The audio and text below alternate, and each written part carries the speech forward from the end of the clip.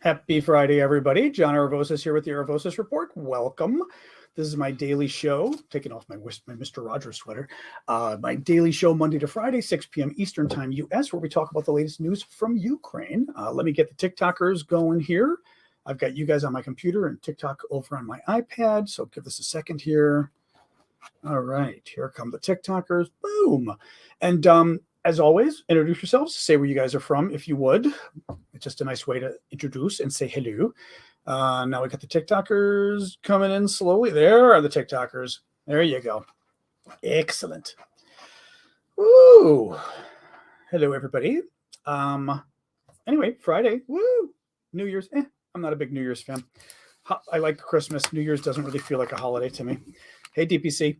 Hey, Ashley. Hey, everybody. But anyway, yeah, so TikTokers, why don't you guys start introducing yourselves as well? Say where you're from. Well, we wait a minute for people to join us. We typically wait about a minute or so, or a minute and a half, maybe max, for people to join in. From Putin's basement. Oh, well. Oh, man. Stretchy. Ireland, London. I'm going to say Gloucestershire? Gloucestershire. I'm going to guess that's how you pronounce it. Oh, sure, Jamie. That was fun. That was very fun. I did an interview with Jamie, who was with us on TikTok, who has a radio show in England or in the UK. And we talked about the latest news. It was really fun. He's very good. Anyway, hear from your COVID care. I know it's finally hitting my family too. Fun. Woo! All right, we'll wait another minute for folks to come filing in. I think it might be a little slow today being a holiday weekend, but we'll see. And then I'll jump right in, or I'll start with my intros. Maybe I'll start with the intro now. So welcome, everybody. I am John Aravosis. This is the Aravosis Report. It is my daily show where we talk about the latest news from Ukraine. Roshan, let me see. Yeah, I'll have to think. I will have to see who or what. Hopefully I remember to do that. But my daily show, where we talk about the latest news from Ukraine, the way we do it is the first half of the show, I give you guys the news that I think is important, my take on it. And then the second half is Worcestershire. Yeah, that makes sense. Worcestershire, same idea. And then the second half, I take your guys' questions on TikTok. You can... Hey, what do you want me to do? I'm wearing a striped shirt, so it's hard to read the comments. I know it happens sometimes. I don't have totally monolithic shirts, but I apologize. Thank you for the cactus gift there, CFI. And second half of the show, you guys give me your questions. You can even submit them now if you want in the Q&A link in my TikTok bio, so please do that. And otherwise, please do keep the gifts coming. Gifts on TikTok, gifts on YouTube. I am independent media. I do this for free. I've been doing it since the war broke out, and nobody else is supporting me other than you guys, so I appreciate it if you would help out. So thank you. All right, let's dive right in. So real quick, tomorrow morning, 10 a.m. Central, 11 a.m. Eastern, I will be doing another coffee talk, as I call it. Thank you, Addie, for the hat. Another coffee talk where I... for the paying subscribers on TikTok, everybody's got little gifts here and there, but to sort of help with the TikTok thing. Of course, my mom is arguing with my nephew in the other room. That's always helpful. Or I should say he's arguing with my mom is probably more precise, but kids. But yeah, so keep the gifts coming, TikTok and elsewhere. Oh, yeah, and then tomorrow I was saying the coffee talk. Yes, the coffee talk. So in the morning, every Saturday morning, I hold a little just chat with the TikTok subscribers, the paid subscribers, 10 a.m. Central, 11 a.m. Eastern. So join us on TikTok and... Whoops, and I didn't have my mic near me, so sorry about that.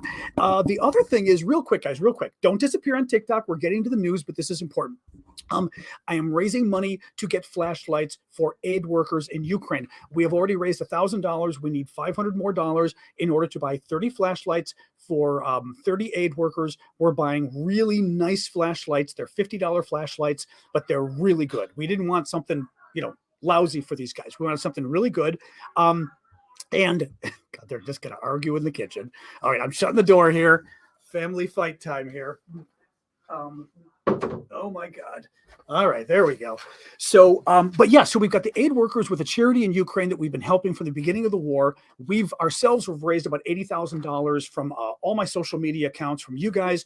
A lot of that money has gone via this charity in Ukraine, providing gifts to kids. Actually, today I just got wonderful videos. I mean, wonderful images. They were delivering the Christmas gifts that you guys chipped in to buy Christmas gifts for the Ukrainians kids, and they delivered them to an orphanage.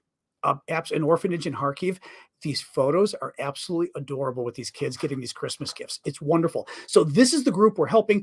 We want to thank them by getting them flashlights. I know it sounds crazy, but think about it. Ukraine, with all the attacks going on from the Russians, flashlights are a big deal.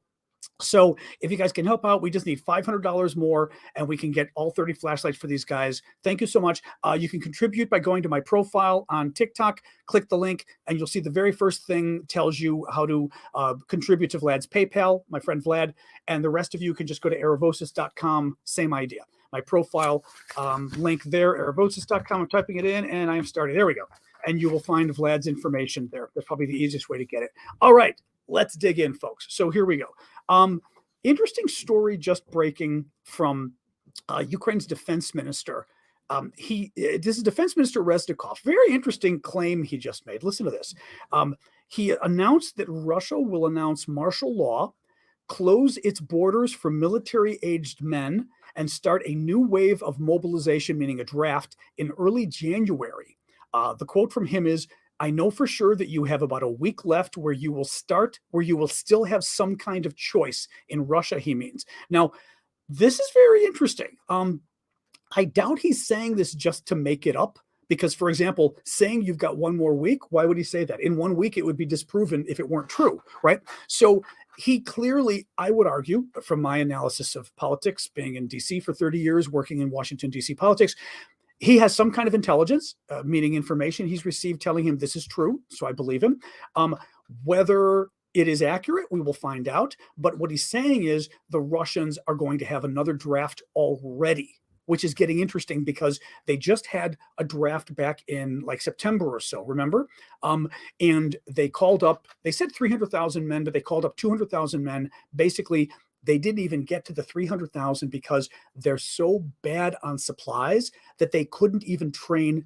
They didn't train them anyway, but they couldn't even handle 3,000 men. They only could call up 200,000 men because they had nothing to do with them, even though they're losing the war in Ukraine and can use the guys. They can't train them. They can't transport them. They can't feed them. They can't do anything. Anyway, this is a very interesting story. So keep an eye on this. We'll know in about a week or two if the Russians announce a further mobilization. I would not be surprised. Now, why would the Russians do this? Because they're losing and they know they're losing. They figure all they can do is get more men in there. And if they get so many men, maybe they can just overrun the Ukrainians.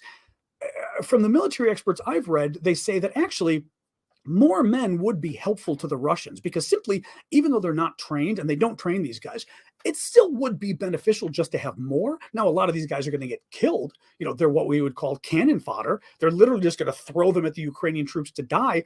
But some of them would get through and, it could have some effect. But let's see what happens. Anyway, I've got a little bit of story further on about what might be happening with Russian offensives coming soon, offensives. So today in Ukraine, Moscow fired a total of 85 missiles and 35 airstrikes on Ukrainian targets in the last day. Russia launched 63 attacks from multiple launch rocket systems, which are similar to the HIMARS system that we gave the Ukrainians. Following this first wave of missiles, Russia attacked with Iranian-made Shahed drones. These are the suicide drones, the kamikaze drones that Russia has been using. Well, I would say to great effect, but a lot of them are getting shot down. According to the Ukrainians, all of the drones fired today at Ukraine got shot down, which would be great news if it's true. Let's see what else we got news-wise. Zelensky has warned that Russia has not abandoned its plans to capture eastern Ukraine, the Donetsk region. Now, again, handy-dandy map just to show you guys. So I always like to do the recap on what Russia has taken to date here, okay? 2014, Russia invades and steals Crimea in the south, all right? Then Russia invades this time around, and they invade and take a swath more or less like this of 4 different regions or 4 different provinces of Ukraine, okay? This one we're talking about right now is Donetsk. Donetsk, Russia has captured about 50% of the province. They haven't gotten 100%. Luhansk next door, they've got 100%, although Ukraine is slowly taking it back. But in Donetsk, the Russians only have 50%. And what Zelensky's saying is that the Russians have not given up their goals of taking back, not taking back, but taking all of that province. Now, this gets into a larger discussion, which takes us to the next point I wanted to talk about, which is we've been hearing for several weeks now, really, I would say. Hydrate. Okay, I'll hydrate about that. For several weeks now, really, that the Russians, Putin has been making noise, Lavrov, his foreign minister as well, that the Russians have not given up on basically taking all of Ukraine. Their goal coming into this war was to annex all of Ukraine, to make all of Ukraine part of Russia, to no longer have it even exist, okay? And obviously the Russians had a lot of their hopes crushed because remember when the Russians came in from the north and then the Ukrainians pushed them back. And then even in the east, there was that big push a couple months ago where the Ukrainians really basically swept the Russians out of the region. So the Ukrainians have had a lot of good, not luck, but a lot of good fortune lately. Nonetheless, the Russians' goals, we believe, are still to take all of Ukraine. This is why, and again, we'll talk about it in a little bit as well. This is why there is still concern about Russia planning a new offensive and when that's going to be, a new attack. But the reason I wanted to mention this right now, because I think this is interesting. According to the New York Times, NATO's Secretary General is urging increased military support for Ukraine, saying in an interview on Friday, meaning today, that supplying the country with more weapons and ammunition will chart the quickest path to peace. Now, this gets interesting. I was thinking about this sort of last night and this morning, and this gets kind of interesting. We know that, I'm going to tell you my theory on this, and this has always been my theory all along. NATO doesn't want Ukraine to win. NATO doesn't want Russia to win, but NATO doesn't want Ukraine to win either. If Russia were to win, it would be incredibly dangerous. It would reinvigorate Russia, the Russian war machine. It would then pose a danger to Poland, to the Baltic states, because Russia would say, this is great. We're back. The Soviet Union is back. We're going to start expanding, grabbing our neighbors. So we really don't want Russia to win, okay? But we don't want Ukraine to win either. I want Ukraine to win. Let me just reiterate that. But the United States, I think, our government, President Biden, also many of the Western European countries, other than the UK, I will say I think the UK wants Ukraine to win. But a lot of these countries are afraid that if Ukraine wins, then Putin's going to go crazy and Putin will use nuclear weapons and everything else, right? This kind of garbage. I think it's BS, but that's the logic. So if you're America and you believe that, mind you, this could be France and Germany as well. But if you believe that Putin's going to use nukes if he wins, if he loses, but at the same time, you don't want Putin to win because then Russia will be reinvigorated and Russia then may go and attack NATO later on. What you want is you want a tie, but we don't want a tie forever. Now, again, I'm not telling you my position. I'm telling you what I think is going on, like in President Biden's mind. You don't want a tie going on forever because that means we've got to be supporting Ukraine forever. And that could be a never-ending war. That's a lot of money for 20 years, a lot of people dying, which also isn't a good thing, right? That's not very moral, hoping that the war goes on 20 years. So you want to set up a situation where, thank you, DPC, you want to set up a situation where both Ukraine and Russia both say, well, this just isn't worth fighting anymore. The only thing we can do is try to agree to some kind of negotiation to end the war. So, and again, this is what I think is going on in Biden's mind. And it's not just Biden. I think it's a lot of the European leaders in Biden's mind is we need to force Ukraine and Russia to both realize that they can't win, that neither can win militarily, and therefore the only thing to do is reach some kind of an agreement. So, as I said, what does that mean? That means you can't actually abandon Ukraine because then Russia would say, well, I can win militarily because the West has walked away, right? But you don't want to give Ukraine, for example, long-range rockets, because long-range rockets and MiG fighter planes and American tanks might just help Ukraine win the war. And of course, Biden's afraid if Ukraine wins the war, right, Russia's going to go nuclear, which again, I think is BS, but this is again the thinking, okay? That takes us to where we are right now. The epiphany I kind of had in the last day was, if we are so convinced as U.S. policy, thank you, Phoenix, for those. If we're so convinced as U.S. policy that we have to convince Ukraine and Russia both that they cannot win this war, then if Russia still has a goal of capturing all of Ukraine, which is what the Russian goal is, then that means Russia isn't thinking that way. Russia's thinking, hey, I can still win this. The only way to stop Russia from thinking I can still win this is to give Ukraine a lot more and a lot better weapons, right? You can't be doing what we're doing, which is going slowly and kind of holding the same level of support in, which is what we're doing. We're very slowly giving them more. Like, you know, the I'm spacing out here. The Patriot battery. You know, we're giving them one Patriot battery. Woo, one. Woo, very exciting. And they're not going to get it for 6 months. As far as I'm concerned, I'm like, big deal. Anyway, just keep this in mind. I'm not going to sort of belabor this point anymore, but keep it in mind because I think it is an interesting argument. Thank you, Amanda and Jessica. I think it's an interesting argument that if, in fact, we think that we've got to convince Russia and Ukraine that neither of them can win the war. Right now, Russia thinks they can win the war. And Russia thinks they can win the war because they think we're going to give up, we're not going to support Ukraine, and that we're afraid of Russia, that we're afraid of giving Ukraine better weapons because Russia might go nuclear. So the only thing we can do is give Ukraine even better weapons so that Ukraine does better, and Russia finally says, you know what, we can't win this. But again, it takes somebody making that argument, probably more than just me.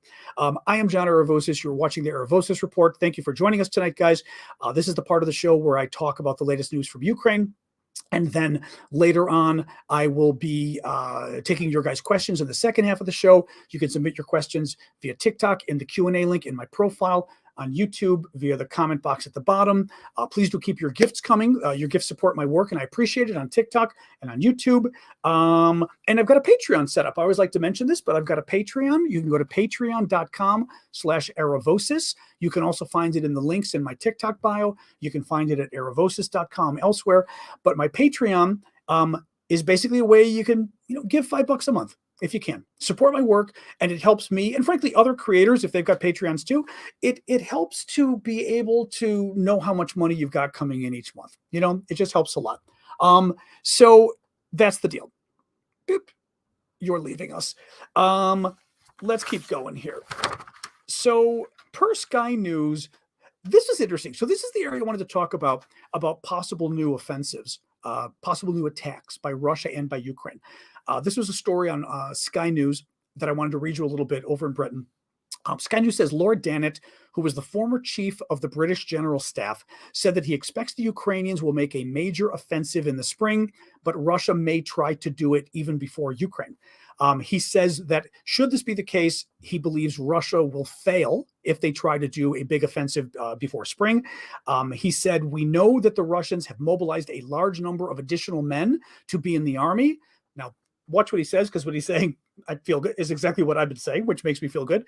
Frankly, whether those men have been equipped, trained, clothed, and prepared very well is another matter. If the Russians do launch an offensive themselves, I'm pretty sure they will fail. And then when the Ukrainians have the opportunity to launch a counteroffensive, I think with the support that the West has been giving Ukraine in terms of training, weapons, ammunition, and the like, that the Ukrainian offensive could well be successful. He goes on and says, it could be so successful. This is the interesting part, actually. It could be so successful that it breaks the morale of the Russian army. That, of course, could change the whole dynamic on the battlefield and indeed the dynamic of the whole campaign. Now, whether that happens, we'll see. What's interesting is what he just said, and again, the former top British military official, uniformed military official.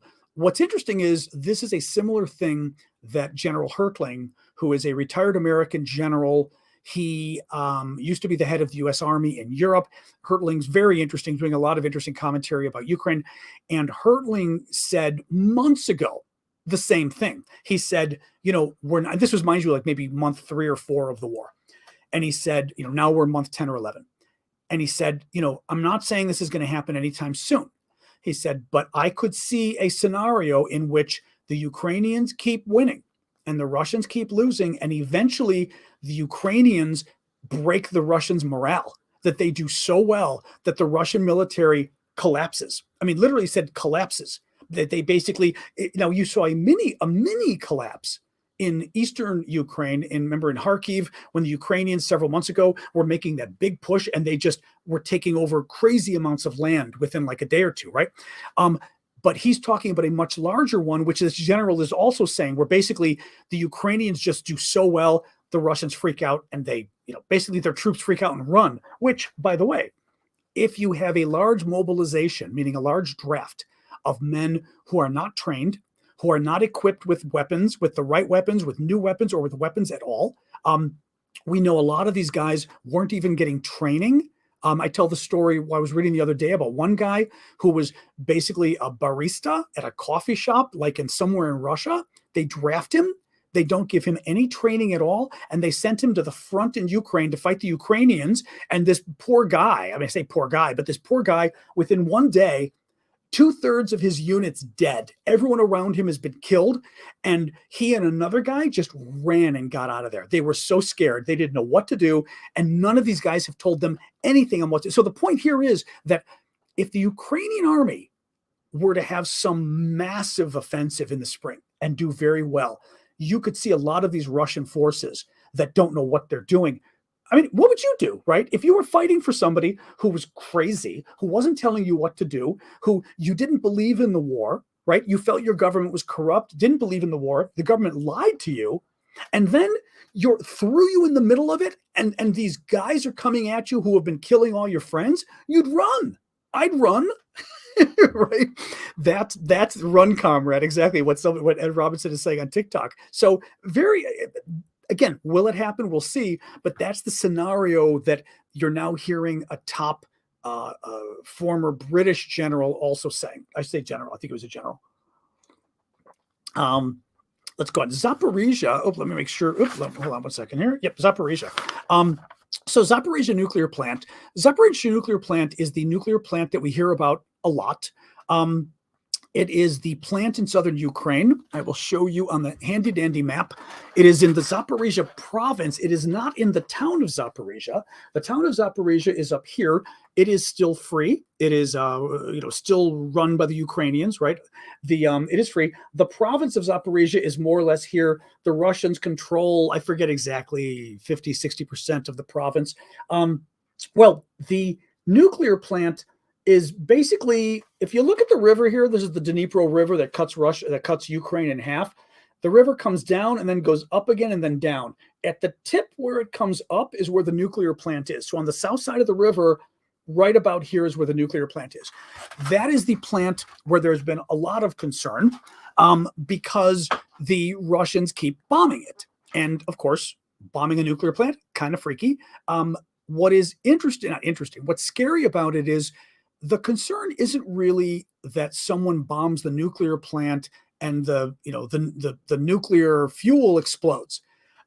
It is because these nuclear plants are made to withstand jets, 747s crashing into them, right? So it's pretty safe from that.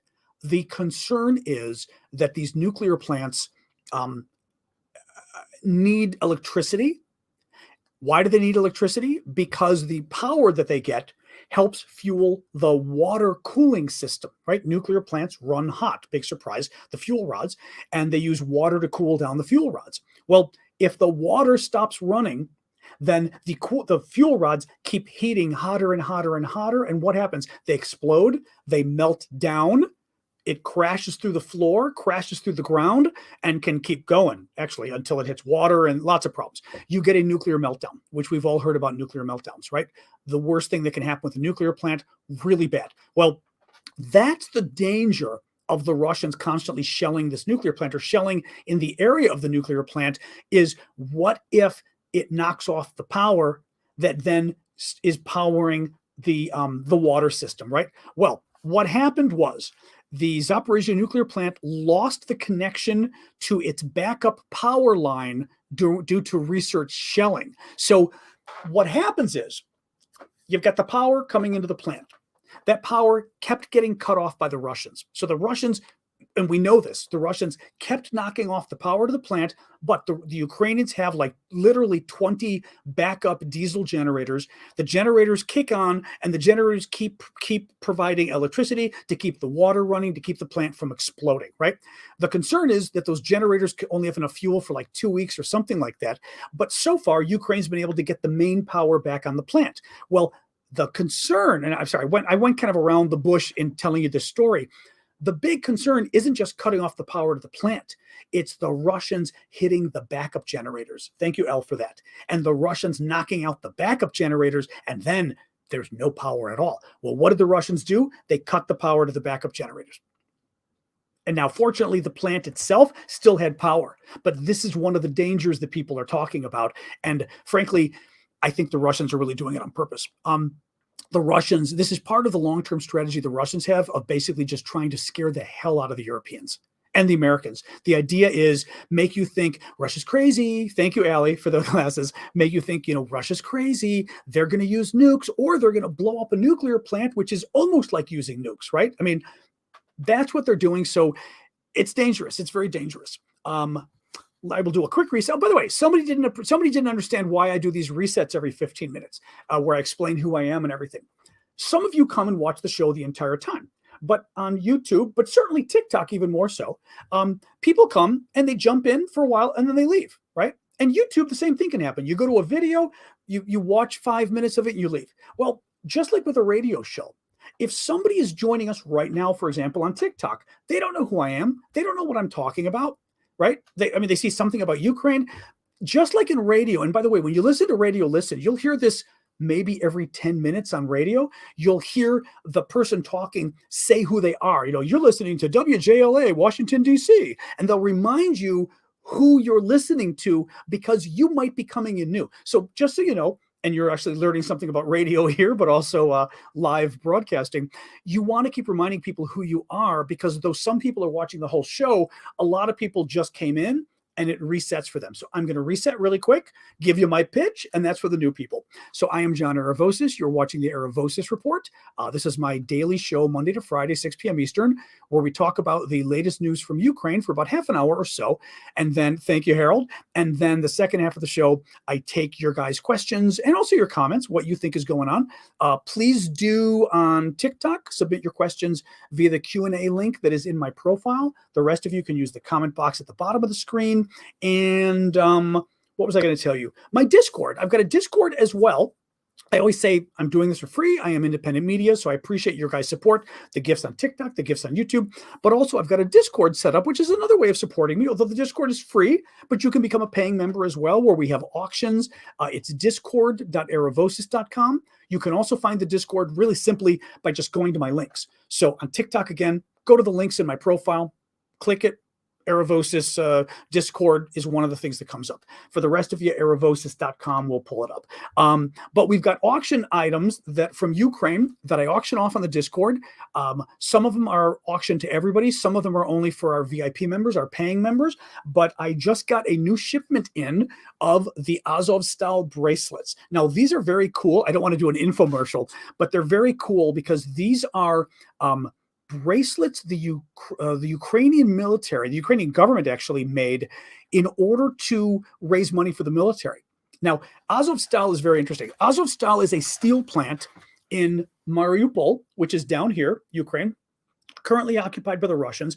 Mariupol is famous because, first of all, it was a town that the Russians just destroyed. This was a town of 450,000 people. The Russians obliterated it. Now, most famously, you will all know Mariupol for two reasons. One, do you remember when Russia earlier this year blew up a maternity hospital, a hospital where women go to have their babies, right? That was Mariupol. Even probably more famously, there was a drama theater, a theater, theatrical place where the Ukrainians had sent women and children and elderly men to go hide from the Russian bombs, to take shelter. And they wrote on the outside of the theater, they wrote in big letters the words "Dechi" in Russian, meaning children, right? And what happened? The Russians bombed it anyway, right? And remember, they killed like 600 people, horrific carnage in this place. That is Mariupol, right? Well, the other interesting thing about Mariupol is there is a steel plant there, enormous, like several blocks. I mean, enormous steel plant, and 2,000 Ukrainian troops held off 14,000 Russian troops in that steel plant for about 2 months. Remember how big that was? Well, what the Ukrainians did in order to honor the Azovstal defenders, it was the Azovstal steel plant, the Azov army was the local militia, the local military guys who fought there. In order to honor them and to make money for the military, they took the last shipment of steel from the plant before the war and made bracelets out of it. And I'll try to see if I don't know if you can see here. Maybe you can see, but you can probably see there. Yeah, they stamped it with the Ukrainian trident. You can see. It really cool. I'll see if you guys can see. I think if I tip it sideways, there, you can see the trident there. If I tip it sideways. This is the last batch they've made now. They're not making any more. I got a number of them from Vlad in Ukraine, and we're auctioning them off. And the way it works is what I'm doing with all the auction proceeds, half of the auction money will go back to humanitarian aid work that we're doing in Ukraine, and the other half goes and supports my work. Because as I said, I'm doing this for free and I'm doing it full time. So I've got to find some way of paying the bills. So that's what we're doing. You can go and bid in my Discord right now. I've only got this for our paying Discord members because I want to do them favors because they're paying. I will do a future auction for the free members as well. But I will also ship, people that are Americans. Basically, I'll tell you right now, and then we'll go back to the show. The shipping works out where it ships from the U.S.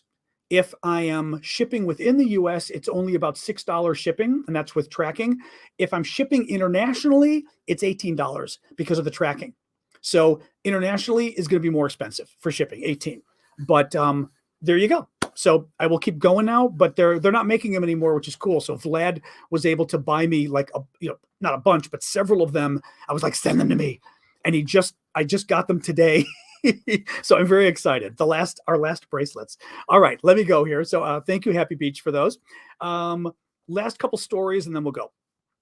Russia has a new law, something they did, a new order or something, where they're saying that unfriendly countries will have to start putting stuff on my lips. Unfriendly countries will have to sell their stakes in Russian assets, and they will have to sell, or if they sell them, we'll have to sell them at half price. Kind of weird. Actually, here, I'll change shirts. I'll put my sweater on because you guys are saying it's hard to read. And I do know it's hard to read on TikTok when I've got a striped shirt on, but sometimes that's all I've got. So I guess I can do this. Here, I've put my jacket on over my t-shirt. I'll be Miami Vice cool. There we go. So now I'll be cool today. Is that better? The white is still in the way, but at least it's a little better for you guys. But yeah, so the Russians basically would force them to sell at half price or less if foreign companies are still trying to sell their assets in Russia. And Moscow, the government, could take another 10% just for themselves, they're saying. Now, I will say this. Thank you, Cheryl, for the gift there. This suggests to me that the Russians are worried. The Russians are worried about all the companies that have left because they're trying to find a way of stopping more people from leaving, more companies from leaving, which is very interesting. Another quick story I saw. I didn't see the video, but I saw a quick mention of this on Sky News. There is video showing long lines backed up at the Kerch Bridge. The Kerch Bridge is the bridge that got bombed about 2 months ago, very famously, because it connects Crimea in the south to Russia. The Russians built it. Kerch, Crimea is here, and the Russians built it to go across a 12-mile span across the sea and then connect to Russia. You can't see it, but Russia's over here and over here. It connects to Russia. Someone, we think the Ukrainians, bombed the bridge, caused a lot of damage, actually. Putin was just pissed because it's Putin's favorite little bridge. There are a lot of car backups now because the Russians are X-raying every car crossing the bridge. So the Russians are worried about a car bomb. And it sounds to me like maybe the Russians are worried that they may have gotten some intelligence, or they think, saying that something was coming soon. and that's why they're X-raying the cars. So, good. Anything that keeps them worried, that's, good warfare. Italy. Oh, you might have heard about this story. Did you hear the story about a Russian dancer who had, like a ballet dancer, who had all of these tattoos of Vladimir Putin on his chest and shoulders? And he had a concert coming up in Italy, and a performance coming up in Italy, and people were just livid. They were like, okay, debatable whether you invite Russian dancers to come to Italy in the middle of a Russian genocide on Ukraine. Debatable. But somebody who literally has tattoos of Vladimir Putin on his body, he's going to dance in front of you. Mind you, he's a ballet dancer, so you're probably going to see those tattoos of Vladimir Putin on stage. People got so upset, the theater in Italy finally canceled the performance. So good for them. I also wanted to mention really quick, if you can find it, there is a statement today by the Italian Prime Minister, Giorgia Meloni, that's amazing. Now, she is a new prime minister. She's with a far-right party, to put it lightly. Her coalition is far-right. Her coalition government is very anti-Ukraine and pro-Putin. So the concern was that she herself was going to be that way. She has been great. She's been making great statements. She got asked, I think today or yesterday, apparently by a Russian journalist, I think, a question about, Ukraine and everything else in Russia, and gave this wonderful answer. I was watching it today and was talking about how basically that, Italy, she was talking about Italian values and what Italy stands for and what Italians believe in, and how, what Russia was doing to Ukraine was so fundamentally wrong. It was, wrong to Ukrainians. It was wrong to the international order. It was wrong in terms of the danger it posed to the world. It wasn't just a, we will continue to support Ukraine. It was this full-throated answer. Frankly, it's something that I would like to see our government do, which is give a much better explanation of why should we be helping Ukraine, right? Since you've got some people in our country causing trouble with this, wouldn't it be great to have a better explanation from our president, giving a, American explanation for why it is that Americans, the values that Americans believe in, the values that America believes, the role of America in the world as Americans see it. We see our country as a force of good in the world. We should be explaining. Well, she did that. She gave it. Google it and look for it. It is absolutely wonderful. I just wanted to bring it up because it's especially important, because we're talking about a country where there was real concern as to whether her government was going to continue being supportive of Ukraine. Amazing statement. So good for her. Finally, let me see. Finally. Oh, last little story. This was funny. The Kremlin has announced that Vladimir Putin is not going to be wishing Happy New Year. I kid you, this is a real story. Vladimir Putin is not going to be wishing Happy New Year's to Joe Biden, Emmanuel Macron, the president of France, or Schultz. Is it Gerhard? What's his first name? I always forget Schultz's first name. It's not Gerhard. That's the other lunatic. Schultz, whoever the hell his first name is, the Chancellor of Germany, Chancellor Schultz. Neither of the three are going to get greetings from the Kremlin for New Year's because they're mad at them. The thing is, they announced this publicly. Olaf, thank you. Is it Olaf? Okay. This is where I say Russia is like coming from another planet. They're not Europeans, but they're also not, I don't think they are as developed as a lot of countries are, unfortunately. There's something wrong with the way the government thinks there. And the notion that you're going to say publicly, we're not going to say Happy New Year's, that you basically put out a press release or something and say, we're not going to say Happy New Year's to you. And here's who we're not going to tell Happy New Year's to. The thing is, it's childish. It's something a child would do. It's honestly, I don't want to get into trouble going political here, but it's like saying, I'm not going to be your friend anymore. It's something a child would do. Anyway, it made me laugh. I just love that. It so made me laugh when I saw that. Anyway. All right. just to remind folks, and then I'll do your questions next, to remind folks, tomorrow at 10 a.m. Central, 11 a.m. Eastern, I will be doing my coffee talk, as I call it, my coffee talk on TikTok, Coffee Talk, where for all my subscribers on TikTok, for the paid subscribers, as a thank you to them. So join us tomorrow morning, and we just hang out and talk, just hanging out. But it's a hangout video that only you guys can join, just to thank you. And please do contribute to the flashlights. As I said, we're raising money. We only need $500 more to buy flashlights for all 30 volunteers. When I say volunteers, I mean the staff of the Ukrainian charity that we've been helping. These guys, that's all they do. These guys are working full-time, a lot of them. Thank you, Kim. And they're not getting paid. Even the head of the charity isn't being paid. So we wanted to get them basically Christmas gifts, and the Christmas gift they really could use is a really good flashlight, because the Russians keep bombing and taking out the power. So actually, let me show you really quick too. There was a wonderful, I'm going to post this on TikTok soon. Oop, where are my glasses? I'm going to post this on TikTok when I get some time. I want to do a nice little, let me find you a couple of them. Vlad sent me a ton of photos of these kids getting their gifts. And I mean, look at these kids, because there were military. Some of the military guys came, some senior military guys came to help give them the gifts. This is an orphanage. Oh, actually, this is a twofer. These are the gifts you guys bought. Okay. The donations I got from you guys in the last week or two to get gifts for the kids. These are the gifts. They went to an orphanage. Most of the kids in this orphanage are orphans, meaning they've lost their parents because of the war. So a bunch of the military guys came with, and the deal with the kids was the kids had to draw a picture for the soldiers. And if they gave the soldiers a picture, a drawing for the soldiers to then bring to the troops at the front, the soldiers would give the kids a gift, because it was trying to, teach the kids a little value. So this one I love, of this little girl with the two guys behind her.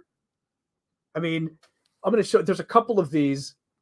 Hold on, I'm going to show you a couple, just because I think these kids are just so freaking adorable. Oh my God, this kid. Is that just wild? Where's the, hold on. This girl cracked me up too. Because I just love the faces of some of these kids. When you think of what they've been through, mind you, and I mean, these are orphans. Their kids were killed in the war, Hold on. I'm not going to go through all of these, but like I said, there were several that I thought were just really kind of adorable. Hold on. I want to find like either the kids, and then these were some of the drawings that they gave to the soldiers, and the soldiers were holding them up, which I thought was nice. I don't know what this says offhand. I haven't, a little harder for the YouTubers, but you can see he's holding something there. Hold on, find it. Here you can see a bunch of them with rainbows and everything else the kids made. Now, what's interesting is some of the kids obviously made drawings that were military, which was kind of interesting, I thought. Hold on. Oh, actually, this one I love just because look at the kids' faces. Look at sort of the innocence, like just little kids with their toys. Hold on. I mean, a couple of these, you literally look and you're like, I want that kid. Actually, this one with the little girl, but look at her. She's showing a Ukrainian tank blowing up a Russian tank, which is kind of sad, because like this is her Christmas. I mean, it's cute, but like, so at the same time, her drawing is a Ukrainian tank blowing up a Russian tank, and you're like, wow, that's this girl's Christmas. All right, I'm not going to do too many more of these, but this was the one I was looking for. Look at this kid. I mean, is this kid just adorable?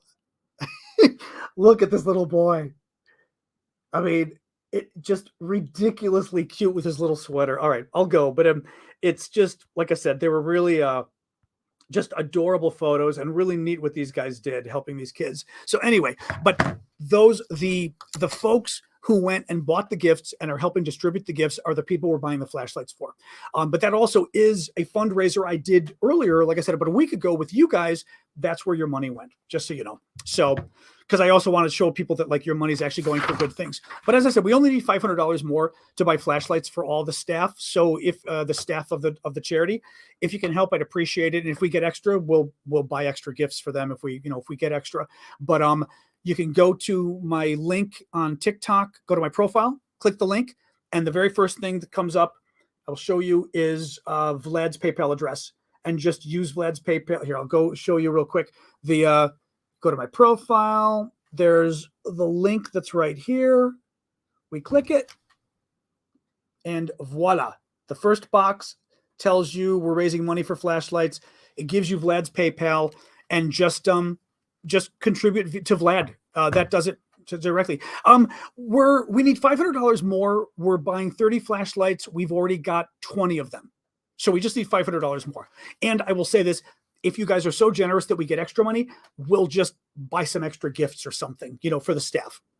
Vlad, I will tell you this too. Vlad is buying the flashlights anyway out of his pocket, but I didn't think that was totally fair. Thank you for that. Not necessary, but thank you for that. We'll do the wave for the whale on TikTok. Vlad is paying for the flashlights himself anyway, $1,500. But I told him in the hopes that we could raise the money, but I said, I'm sure we can raise the money. So, and like I said, we're $1,000 of the way there, so we should be doing pretty well. They're rechargeable. They're rechargeable with, thank you for the hat there, Dennett. They're rechargeable with the, thank you, Arabella, USB, that plugs into your computer or plugs into the wall with all of your iPhone chargers and everything else. But they're really good. I mean, they're really good flashlights. He wanted something that would be something these guys could really use for work when the power goes out, because they're visiting a lot of people around the country, everything else. Okay, sorry. Let me go on with the questions now. I didn't mean to go on a big tangent, but I thought those pictures were so great. But I'm going to try to do a cute little TikTok thing with music and stuff if I can, just because I think it's really pretty. Yes, I did see that. Spire is saying, did you see the German intelligence agency found one of its employees feeding intel to the Russians? Yep. Thank you, JWF, for the butterflies, and Kyle for the fat astronaut, I guess. The interesting thing is with that, I think the Americans might have helped turn the guy in to the Germans, I think, but yeah, not good. Someone in German intelligence was basically working for the Russians. I think wasn't there a Greek connection or something with this? Like the guy was Greek or something weird, or am I mixing my stories of spies? I don't know. The anonymous threatening Serbia. Yes. So Serbia, I'm trying to think of how this started. I think, what did the Serbs do? I saw, what's funny? I literally just tweeted this from Anonymous. I saw it right before the show started. Hang on a second. I think I retweeted this even. So Anonymous, which is like the hackers collective, very famous. Oh, here we go. So the Serbian president decides to mock Anonymous today, and Anonymous turns around and says, fine, we're going to hack your government. So Anonymous apparently hacked the National Security Council of Serbia, got a bunch of classified documents and posted them online in response to the Serbian government basically being jerks. Now, I will say this, Anonymous, they are not people you want to screw around with. Second of all, the Serbs have been awful. The Russians have been pretty much pushing the Serbs, unfortunately, but pushing the Serbs to cause as much trouble as possible, because what the Russians are hoping is that that another war can break out between Serbia and Kosovo. Because last time around, NATO had to get involved. NATO had to bomb Serbia. It was a mess. I mean, it wasn't a mess. I mean, Serbia lost. The war went fine from our perspective, not from the Serbian perspective, but the Serbians were literally committing genocide against the Kosovars, their neighbors, and Russia would like nothing better than to cause more mayhem, right, within Europe, to try to just cause trouble for the Europeans. So, and the Serbs, unfortunately, the Serbian government, like, really in bed with Russia, unfortunately, because Serbia needs to realize its future is not with Russia. Its future is with Europe, but Serbia, unfortunately, is still way too tied to Russia. And, so anyway, they were being obnoxious and they got taken down. But I will say that too, like, imagine the Serbian president or prime minister taking on Anonymous. You'd be like going, oh my God. I mean, this is this is as good as that idiot Andrew Tate taking on Greta Thunberg. And that might've been what helped get arrested. It's like, you know what? I don't know. Thank you, Ben, for that. Ben posts a super chat question. Do you think the Russians will try and drag Belarus into the war now that a Ukrainian missile has hit Belarus? They're trying a little bit today. Thank you, Blue Sky, for the hat. I saw on Sky News today that the Kremlin was concerned, exactly, and Belarus said it was unlikely to be an accident. That's exactly what I was thinking of. So Belarus is a country, a dictatorship right up here. Here's Ukraine. Russia is over here, okay? Belarus is the country up here. Poland, other NATO countries are here. Belarus here. The Belarus is a party to the war. Belarus is supporting Russia in the war. Unlike, oops, hold on. Mom's dog wants to get out of the room. Oops. There you go. Unlike NATO, which has certainly been supporting Ukraine, but we aren't, not to the degree Belarus is. Belarus let the Russians invade. Russia invaded Ukraine from a lot of different positions, okay, down here. They also came in through Belarus and, came through Belarus and invaded as well. So Belarus has been really heavily involved in the war here. Well, the Ukrainians, a couple days ago, apparently tried to shoot down a Russian missile. In order to shoot down the Russian missile, they are using an anti-aircraft or an anti-missile missile called the S-300. It is a missile you use to shoot down other missiles that are coming at you. Well, it is the same missile, the same type of missile that the Ukrainians shot that ended up landing in Poland, right? And it happened again. This time it landed in Belarus. Well, initially, the Belarusian government responded and said, oh, these things happen. It's not a problem, blah, blah, blah, which is great. Well, today, somebody in the Belarusian government is saying, this was intentional. There's no way this was an accident. And the Russians are, of course, the Russians being the Russians, are saying, oh, this has us very concerned, very concerned. Russia clearly wants Belarus to invade.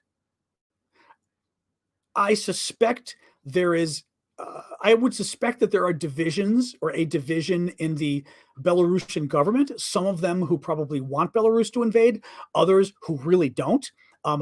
Why wouldn't Belarus want to invade Ukraine? Belarus's army is small. Belarus's army sucks. So like they're going to get destroyed. 3, Belarus is a dictatorship. If their army invades Ukraine, who's going to stay at home to keep the people from overthrowing the government, right? 4, if the army invades Ukraine and gets destroyed, there's no army to even come back to defend the government. So there's lots of reasons why Belarus really doesn't want to invade. Oh, and 5, the people and the military both are not really happy about this war. Neither of them wants to go to war with Ukraine. Like, especially the military. So if the military were to turn, that would be really bad. That would be really bad. That's what's up. I mean, the Russians have been trying to get them. I think clearly Russia is going to try to use this to force Belarus to enter the war, to try to force them to enter the war. I mean, they're already a party to the war, but meaning to invade. And I wouldn't be surprised if Russia's, defenders. Oh, thank you, Inspired Woman. I haven't seen that one before. That was cute. Thank you.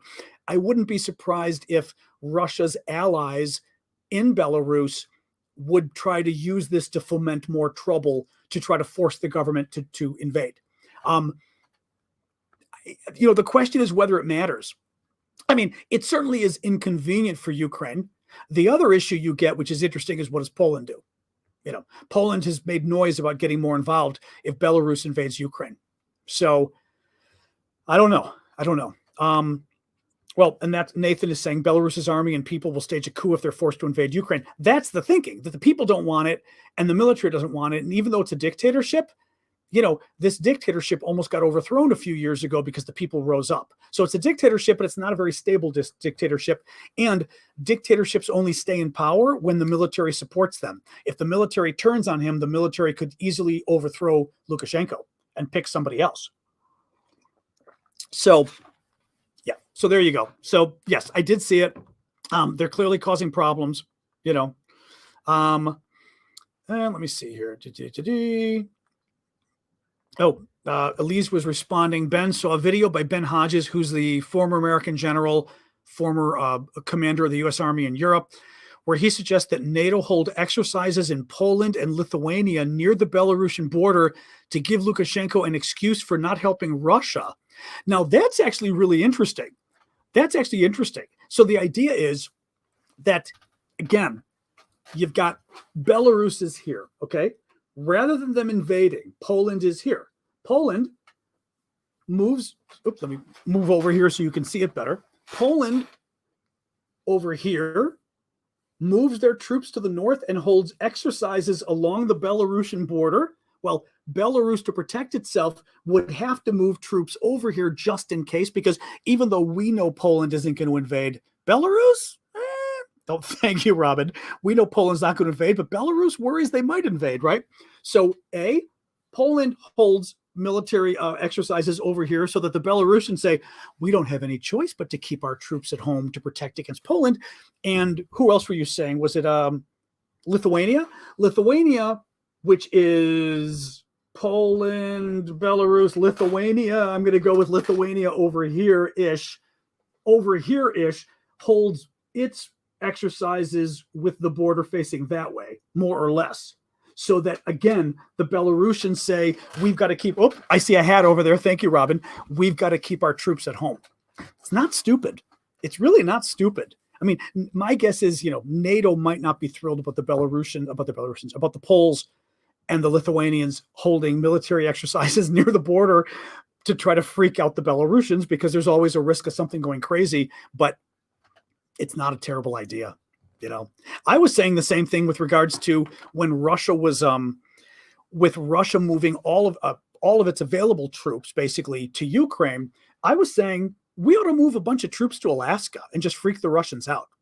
Move a bunch of troops to Alaska, start doing, naval buildup in the Pacific, and make the Russians keep, I realize, again, it's risky. I get it. But make the Russians keep more men and more military equipment in the East just in case. And those are troops and those are military equipment that they wouldn't be able to move to Ukraine. I'm telling you, it was at the very beginning, this was my idea. But again, it's risky and all of that. What if there was a misunderstanding? I'm like, yeah, whatever. Well, and I will say this, the Chinese wouldn't like it. My suspicion is the U.S. would be a little worried about giving China the wrong idea. We wouldn't want China to think that we were preparing to invade or I don't know what, but it would be interesting in terms of how it would be handled, about how it would force Russia to keep its troops in the East. Not a terrible idea. Some of my ideas are not terrible. TikTok, Q&A. Let's see here. If Belarus invaded, do you think America would give better weapons to Ukraine? Maybe. The problem is, okay. Thank you, Ginger. I'll get to that in a second. The problem is that if you think, as Biden seems to, that any war, that giving better weapons to Ukraine increases the risk of war between America and Russia, then even if Belarus invades Ukraine, if we respond by giving better weapons to Ukraine, then we're still going to be worried that may cause Russia to go to war with us. I guess my point is, if you believe Biden's logic, which I don't, but if you accept his logic, which he does, then under what scenario can we give better weapons to Ukraine, right? Because no matter what, it risks war. I think the only argument that really works to convince Biden is Biden wants a tie. He wants both countries to duke it out. It would be nice if Ukraine could get its land back, excluding Crimea from Biden's perspective. But in the end, he wants Ukraine and Russia to both realize they can't win and they both reach some kind of peace agreement. And in order to do that, we've got to keep helping Ukraine because otherwise Russia could win. And that's the only thing I can think of convincing Biden. But I'm with you. If Belarus were to enter the war, we ought to step up and do more. You know what? Part of it is we need to be teaching Russia not to escalate, right? Russia goes to the Iranians. Russia gets suicide drones from the Iranians. We should have escalated. We should have said, okay, that's it. You go to the Iranians for drones, we're going to be giving Ukraine the long-range rockets it wants. And then the Russians go to the Iranians, and now they're buying missiles. Now they're buying missiles that can go 200 miles, 300 kilometers. When they do that, we say, okay, you went to the Iranians and you bought long range. You escalated by buying long range rockets. Now we're going to give Ukraine, Bradley fighting vehicles or tanks. But each time you make Russia pay a price for Russia's escalation, so that maybe in the end, Russia says, okay, we're going to stop doing it. But at the very least, Russia has escalated in terms of getting more military power. So we make sure Ukraine's military power is evened out. Right? Equal firepower. Exactly. Yeah, Miss Summer. Exactly. Ginger is saying, in terms of land owned, what would a tie look like? There's kind of two different questions there. When I say a tie, I mean, what I think Biden wants is that each country, Ukraine and Russia, comes to the realization that neither can really win, that Ukraine can't get all of its land back and Russia won't be able to hold all of the land it's holding, and that this war will go on for a long time. It'll be brutal. It'll ruin both countries, and both countries have to realize this has to stop, right? That's what Biden wants as far as a tie. He wants a stalemate. It maybe is a better word than a tie. The problem is, in terms of land owned, I don't know you can have an agreement reached, because Ukraine,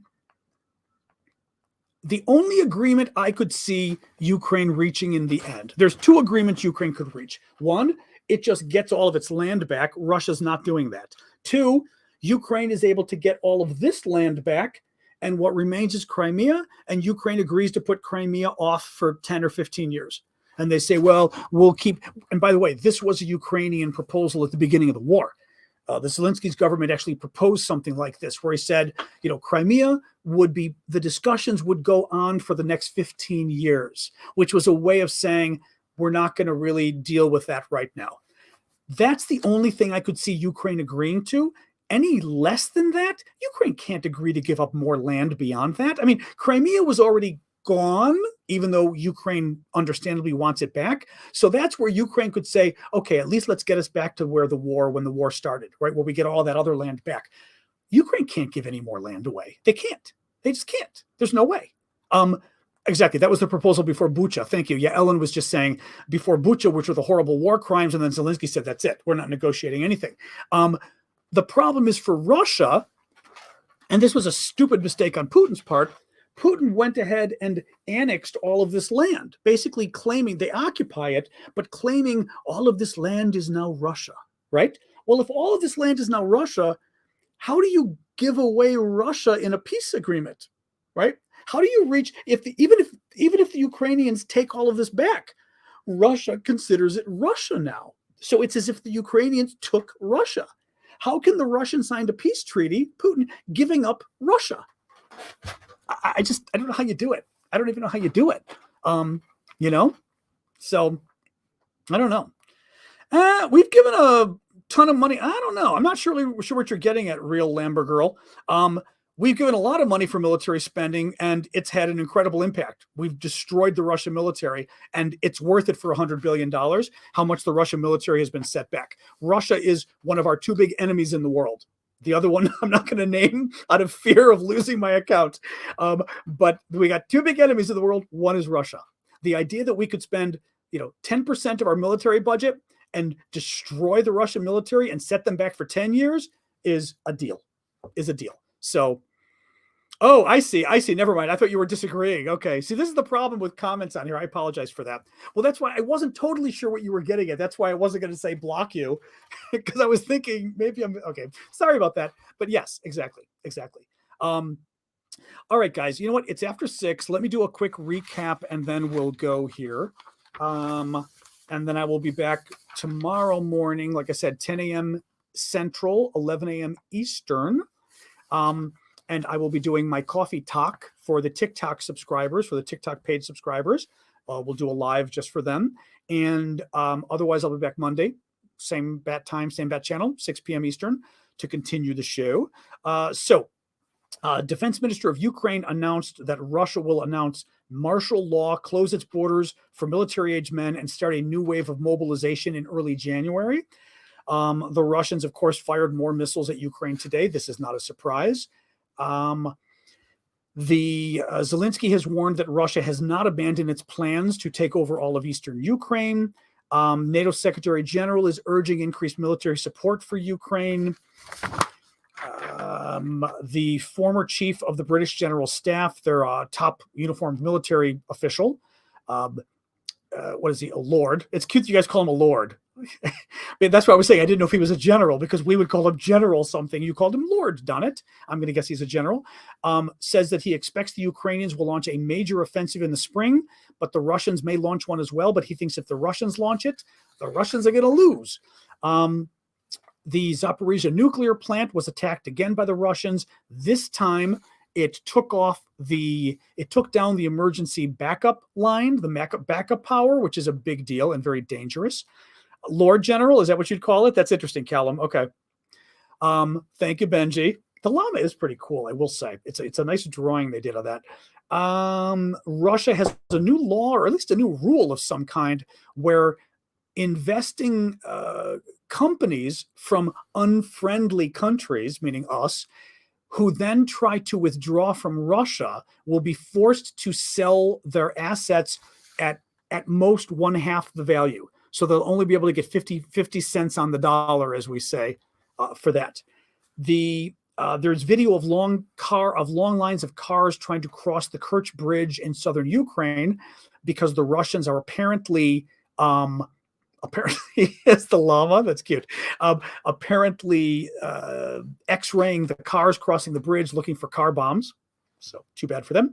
An Italian theater has called off a performance by a Russian dancer who has 3 tattoos of Vladimir Putin on his chest and shoulders. Italian Prime Minister Giorgia Meloni gave a wonderful speech today, or a wonderful answer to a question from a Russian journalist about cute, about how important it was to defend Ukraine. And it was really an amazing answer. And then finally, Putin is very upset with President Biden, French President Macron, and German Chancellor Scholz, and announced today that he will not be sending New Year's greetings to either of those 3 leaders because he's angry. And it was like, dude, you're such a child. All right, guys, that's it. Tomorrow morning, as I said, I will be doing the Coffee Talk, 10 a.m. Central, 11 a.m. Eastern, for TikTok's paid subscribers. I am not a school teacher. I think I would go crazy being a school teacher nowadays. I wish I was in the old days. Right now, the kids would be recording everything and, reporting me. But exactly, you're not coming to my birthday party. And then finally, as I said, make sure you guys chip in on the fundraiser we're doing for the flashlights, if you would. Thank you, Houston. For the flashlights for the charity, for the workers for the charity in Kharkiv, Ukraine, who have been doing so much of the critical work for us. We can go to, we can go to the Discord for a few minutes. Yeah, I'll go to the Discord for a little bit. Let's go to the Discord afterwards. Discord.aravosis.com is my Discord. And usually we several times a week, we try to go afterwards and just hang out for a little bit. So if you get to the Discord and you're already a member, go to the left-hand column, you go down, look at voice channels, and look for John's after show. Anybody else who's new can go over and figure it out. It's free to join. Discord.aravosis.com, and that's where you'll also find the auctions we've got up, including the very cool auction for the Ukrainian Azovstal bracelet. Woo, fancy. All right, guys, let's sign off. Oh, happy birthday. Well, your birthday's still coming up, Tim. That'll be Monday. I'll be back Monday. So remind me on Monday and I'll wish you a happy birthday. Maybe I'll even sing. Who knows? All right, guys, thanks so much. I will see you either tomorrow or on Monday. And have a happy New Year and all of that, even though I don't really believe in New Year's. I think it's a fake holiday, but I want it to be a happy fake holiday regardless. So, all right, guys, I will see you later. Let's go to Discord right now. And thank you, moderators. Again, as always, I appreciate it. And all the gifts and everything else, guys. Thank you. All right. Say goodbye to you guys.